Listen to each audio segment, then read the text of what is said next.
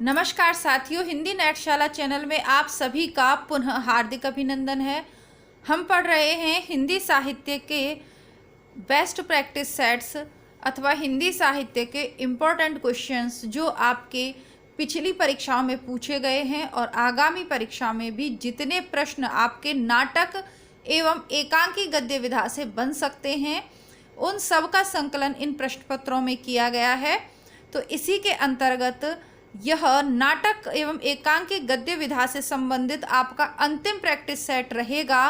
पूर्व के practice set क्रमबद्ध रूप से प्लेलिस्ट में लगा दिए हैं।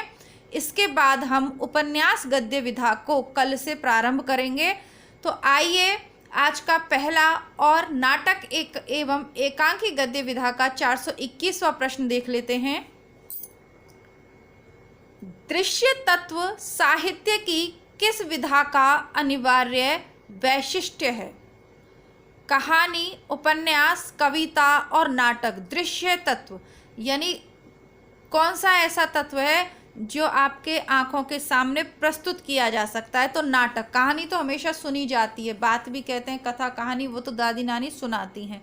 कविता भी श्रवण योग्य, कविता को का रंगमंच पे मंचन नहीं होता है। उपन्यास एक लंबी गद्य विधा है, अतः नाटक वह गद्य विधा है जो रंगमंच पर दृश्य जिसके उपस्थित किए जाते हैं। नाटक के जब भी आप पढ़ते हो तो दृश्य 1, दृश्य 2, दृश्य 3 इस तरीके से उसको विभिन्न दृश्यों में विभाजित भी किया जाता है। तो सही उत्तर होगा ऑप्शन डी, नाटक। किस ऐतिहासिक नाटक की रचना भारतेंदु युग के नाटककार श्रीनिवास दास ने की है? सही उत्तर है संयोगिता स्वयंवर, और इसकी सबसे पहले आलोचना भी लिखी गई थी। रामचंद्र शुक्ल की पुस्तक में हमने संयोगिता स्वयंवर से संबंधित जानकारी प्राप्त की थी कि इसी नाटक के आधार पर हिंदी जगत में पहली आलोचना का भी सूत्रपात हुआ। तो सही उत्तर है श्रीनिवास दास का नाटक है संयोगिता स्वयंवर। ध्रुव स्वामिनी नाटक का चरित्र पात्र निम्नलिखित में से कौन सा है? रामगुप्त, सिंहरण, विशाख या स्कंदगुप्त? तो ध्रुव स्वामिनी नाटक का चरित्र पात्र है रामगुप्त। ध्रुव स्वामिनी नाटक जयशंकर प्रसाद द्वारा रचित है। जयशंकर प्रसाद के प्रमुख नाटक स्कंदगुप्त, चंद्रगुप्त अधिकांश परीक्षाओं की सिलेबस में है। वह हिंदी बुकशाला चैनल पे उपलब्ध है। अभी तक नहीं पढ़े हैं तो आप वहाँ से पढ़ लीजिएगा। हिंदी नाटकों के अंतर्गत जयशंकर प्रसाद के नाटक, मोहन राकेश के नाटक, अंधा युग, सिंदूर की होली सहित जो अन्य फेमस हिंदी साहित्य के नाटक हैं वो सभी हिंदी बुकशाला पे उपलब्ध हैं, तो आप वहाँ से चेक कर सकते हैं। भारतेंदु मंडल के लेखकों में इनमें से कौन से लेखक नहीं हैं? शिव प्रसाद सितारे हिंद, प्रताप नारायण मिश्र, लाला श्रीनिवास दास, बालकृष्ण भट्ट। तो राजा शिव प्रसाद सितारे हिंद भारतेंदु मंडल के लेखक नहीं हैं, वह स्वतंत्र रूप से लेखन करते थे, जबकि प्रताप नारायण मिश्र, लाला श्रीनिवास दास, बालकृष्ण भट्ट सभी भारतेंदु मंडल के लेखक व सदस्य थे। सूर्य की अंतिम किरण से सूर्य की पहली किरण तक किस विधा की रचना है? तो यह नाटक है। सुरेंद्र वर्मा का फेमस नाटक है सूरज की अंतिम किरण से सूर्य की पहली किरण तक। अन्य इनके प्रमुख नाटक हैं द्रौपदी, सेतुबंध, नायक खलनायक विदूषक, 8वां सर्ग, छोटे सैयद बड़े सैयद, 1 दूनी 1, शकुंतला की अंगूठी इत्यादि। 426वें नंबर का प्रश्न देखते हैं। यह रक्तपात कब तक समाप्त होना है? दोनों पक्षों को खोना ही खोना है। किस नाटक की है? तो अंधा युग हम पूरा पढ़ चुके हैं। अंधा युग आपका असिस्टेंट प्रोफेसर एमए और नेट के सिलेबस में तो है ही, साथ ही साथ जो आपकी फेमस रचनाएं या कृतियां हैं जिस भी विधा की हों उनसे प्रश्न केवीसी या कोई भी टीजीटी पीजीटी हो और किसी भी राज्य की हो उसमें पूछे ही जाते हैं।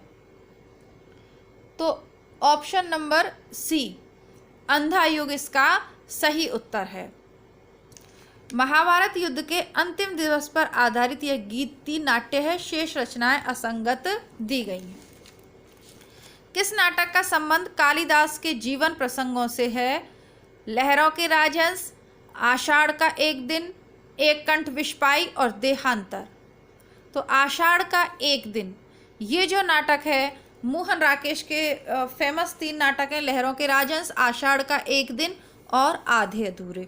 तो आपका ये जो नाटक है आषाढ़ का एक दिन, ये कालिदास के जीवन प्रसंग पर आधारित है।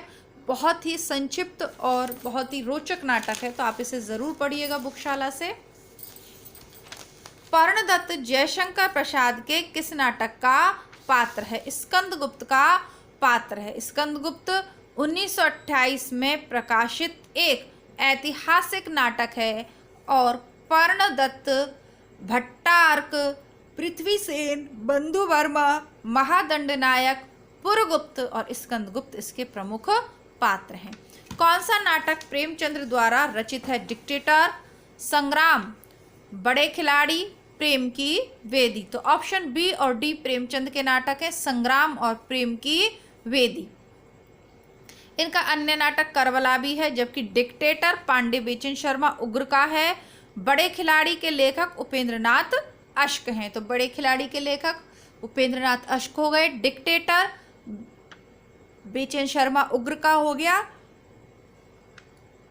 संग्राम और प्रेम की वेदी प्रेमचंद का है। प्रकाशन वर्ष के अनुसार सुरेंद्र वर्मा के नाटकों का सही अनुक्रम है ऑप्शन सी, सेतुबंध 1972, आठवां सर्ग 1976, एक दूनी एक 1987 और रति का कंगन 2010 ईस्वी। सुरेंद्र वर्मा के नाटक अधिकांशतः पूछे ही जाते हैं, क्योंकि नाटकों के उसमें इनके नाटकों की श्रेणी में सुरेंद्र वर्मा का अच्छा स्थान है, एक महत्वपूर्ण स्थान है, ऐसा कह सकते हैं। स्त्री पात्रों को नाटकों के साथ सुमेलित करना है।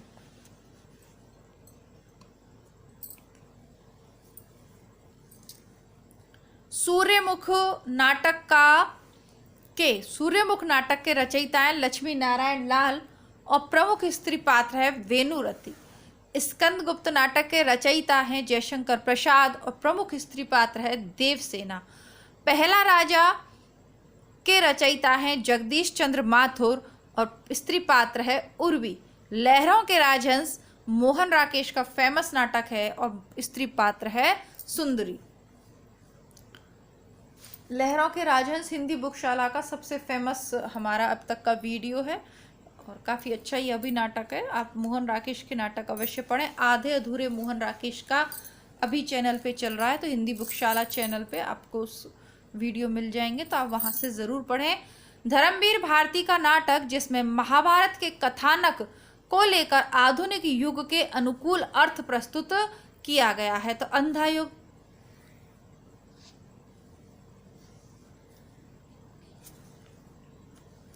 ब्राह्मण न तो किसी के राज्य में रहता है और न किसी के अन्न पर पलता है। यह कथन जयशंकर प्रसाद के किस नाटक से लिया गया है? यह जयशंकर प्रसाद के नाटक चंद्रगुप्त से लिया गया है और यह चाणक्य का कथन है। एमपी असिस्टेंट प्रोफेसर में पूछा गया है। इसके अलावा महत्वाकांक्षा का मोती निष्ठुरता की सीपी में रहता है, यह भी चाणक्य का चंद्रगुप्त नाटक के संदर्भ में महत्वपूर्ण कथन है जो बार बार पूछा जाता रहा है।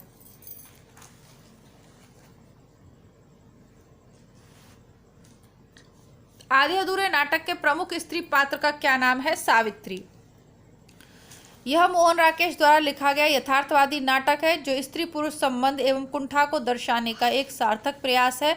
ये कह सकते हैं कि पारिवारिक विघटन भी इस नाटक में देखने को मिलता है। अगर विशेषताओं में कभी पारिवारिक विघटन की गाथा हो तो भी आधे अधूरे आप लिख सकते हो। हिंदी बुकशाला पर अभी ये चल रहा है, पढ़िएगा।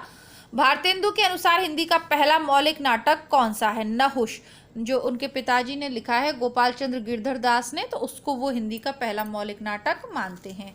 कौन सा भारतेंदु का नया नाटक नहीं है? सत्य हरिश्चंद्र, मयंक मंजरी, भारत दुर्दशा और प्रेम जोगिनी। तो मयंक मंजरी भारतेंदु का नहीं है, किशोरीलाल गोस्वामी का है। इसके अलावा जो नाटक है भारतेंदु के, बाकी के तीनों नाटक भारतेंदु के ही हैं।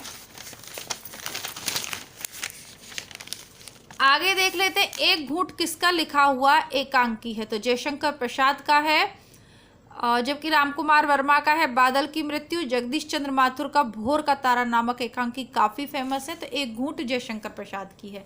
महत्वाकांक्षा का मोती निष्ठुरता की सीपी में पलता है, ये प्रसाद के किस नाटक का कथन है? तो ये चंद्रगुप्त नाटक का कथन है। एमपी असिस्टेंट प्रोफेसर में भी चंद्रगुप्त नाटक लगा हुआ है। तो इसी के साथ आपकी नाटक गद्य विधाओं से संबंधित यह अंतिम प्रैक्टिस सेट था। कल की कक्षा से उपन्यास को पढ़ेंगे। आपके प्रैक्टिस सेट हो गए हैं 58। ठीक है, आधुनिक काल के अंतर्गत 58 प्रैक्टिस सेट्स आपने कर लिए हैं। आशा करती हूँ कि ये जो क्वेश्चंस हैं आपकी आगामी परीक्षाओं के लिए उपयोगी साबित होंगे और आपकी तैयारी में भी महत्वपूर्ण भूमिका निभाएंगे। मिलती हूँ पुनः आपसे हिंदी बुकशाला चैनल पर। तब तक के लिए नमस्कार, धन्यवाद, जय हिंद।